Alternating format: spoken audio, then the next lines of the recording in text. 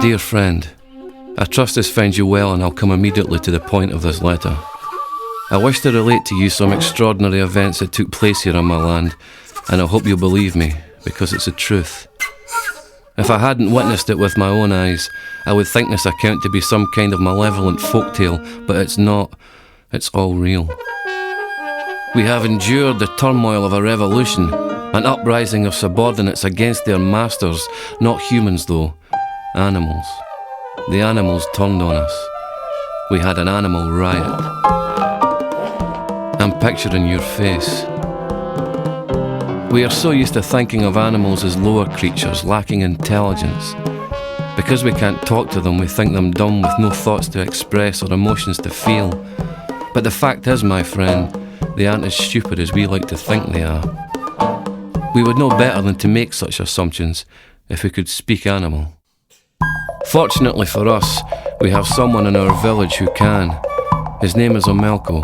He works for me. I had this one bull on my estate. He was so ferocious he would attack anything in his sight. I thought of putting him down several times, but each time Omelko spoke up for the beast, saying he possessed special qualities. In the evenings, when the other bulls and cows came from the fields to their paddocks, he would start his evening lectures with his brothers. That's how he managed to sow the seeds of criminal free thinking among his comrades. And yet Omelko was strangely lenient to the first signs of rebellion. He dismissed the bull's outrageous rants as the delusions of a young, inexperienced animal. I made Omelko translate what the bull was saying. His speech went like this. Brother bulls and sister cows, respectable animals who deserve a better life than the ones you live. The human exploits his superior intelligence to enslave us dumb beasts and robs us of our dignity as living creatures. To him we are mindless tools for satisfying whatever pleases his fancy. They milk our sisters, stealing the mother's milk from the mouths of little baby calves to drink and churn and ferment. That milk is our property, not humans. Let them milk their own women, but no, it's probably not as good as our milk. Ours is tastier. They feed our milk to their babies. Where are our babies?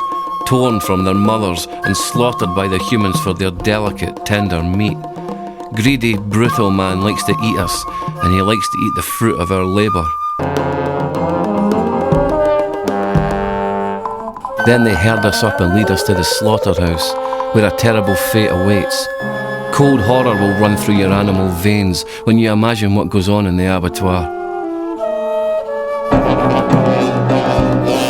They're like a killing machine, murdering one bull after another until 100 of us lie dead and our blood flows like a deep red river. They skin the dead, cut us into chunks and put our meat on sale in their butcher shop. When the next herd are driven to town, they pass the shop window, witnessing the flesh of their comrades hanging from the meat hook. The bull's outrageous speech made a powerful impact. That whole summer the cattle were spreading revolutionary ideas around the farm. Meetings sprung up under trees. In the paddocks, cattle discussed how to start the riot against humanity. There were tactical disagreements, but in principle they all agreed.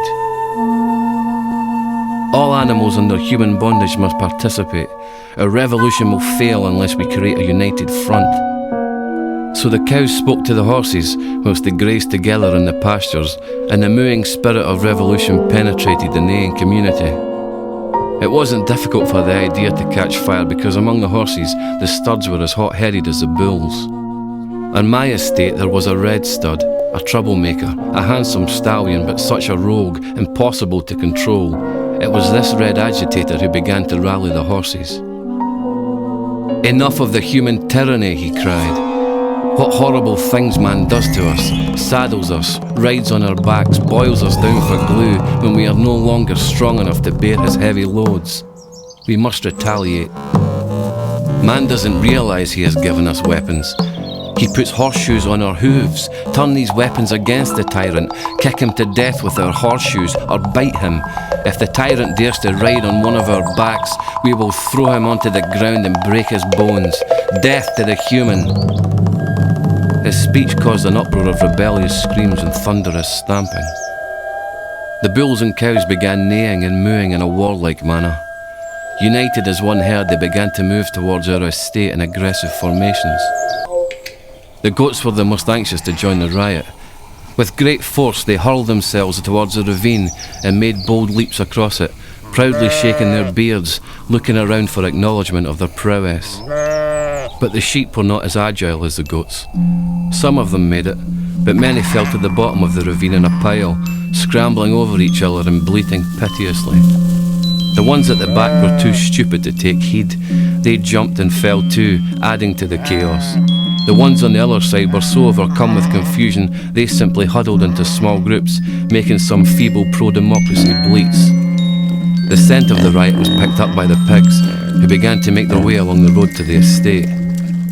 Omelco, alarmed by the unfolding events, went to the road where the pigs were running, thinking he could start by taming the rebels among the swine.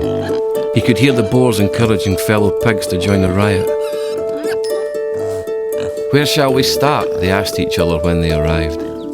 "We'll go straight to the master's garden. They grow vegetables there. We'll dig up all the garden beds. Then we'll storm into master's pretty flower nursery and turn everything upside down there. Proper pig way." Omelco came off the road and ran to the estate across a field. As soon as he arrived at the estate, bringing the news about the full-scale animal rebellion, me and my two sons went to the first floor of the farmhouse and observed from there with a spyglass. At the top of the tower, we looked at the massive army of cattle and horses that encircled our estate. It was impossible to speak above the deafening roar. Omelco, who came out of the bird coops, was running around the courtyard like a headless chicken. I called to him and said, "You're the only one who can communicate with them. If you stand on the wall, they can't reach you and you can speak to them from there." We watched as he put up a ladder and scaled the wall. He got his balance and began to make sounds, but we couldn't hear what language he used to address the rebels. Was he mooing or neighing? The animals listened in silence, but then we heard a furious uproar and saw how Omelco jumped from the wall looking shaken. "Well?" I asked. "I tried to appeal to their sense of duty," he said. "I told them that God himself had created them to serve us, that we have dominion over them."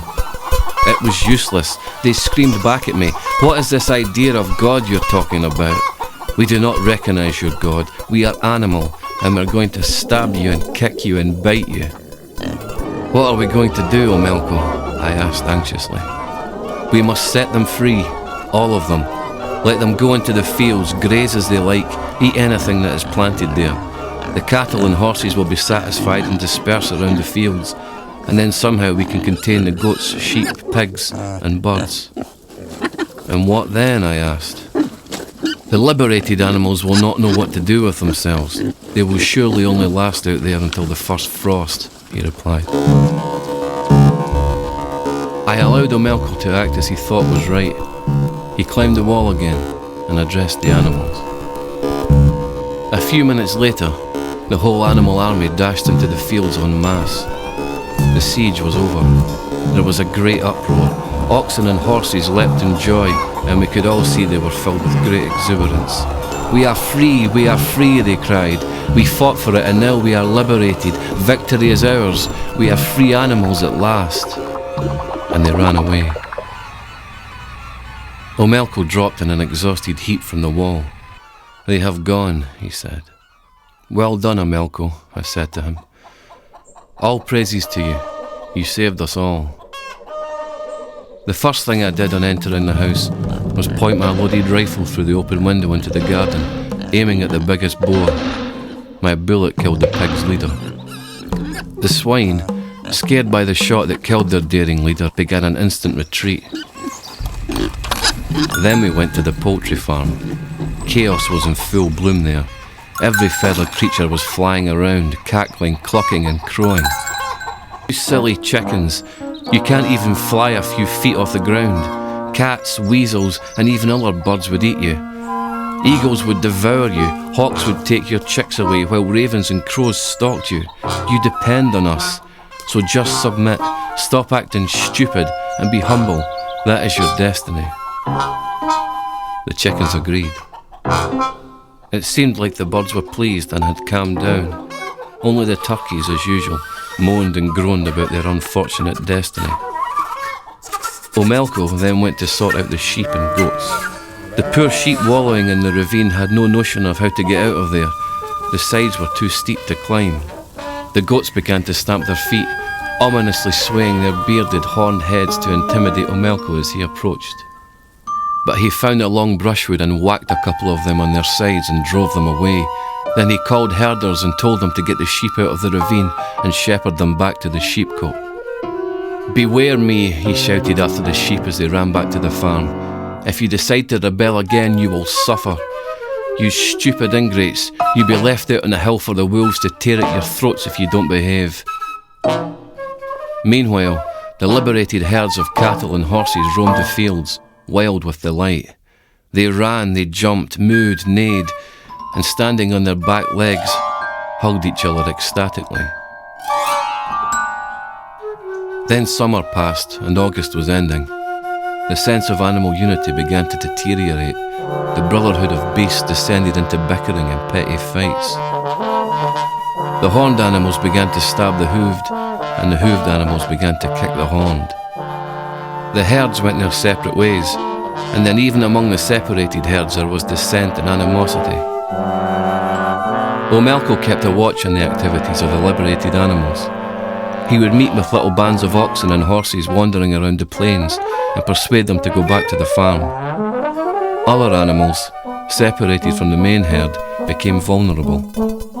They wandered into other landlords' fields to spoil crops and steal hay, but they were soon captured and forced back into servitude by other farmers. Omelco would go and buy the animals back, pay for their damage, and herd them home to us.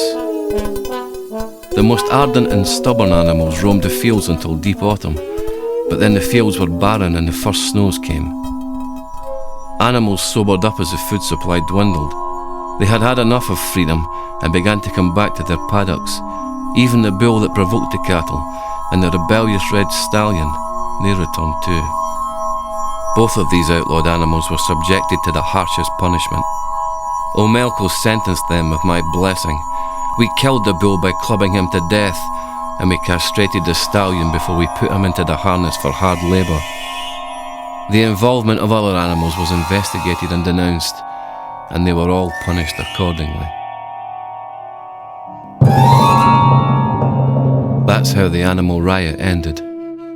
An extraordinary and unique event which has never been seen before. Winter is here.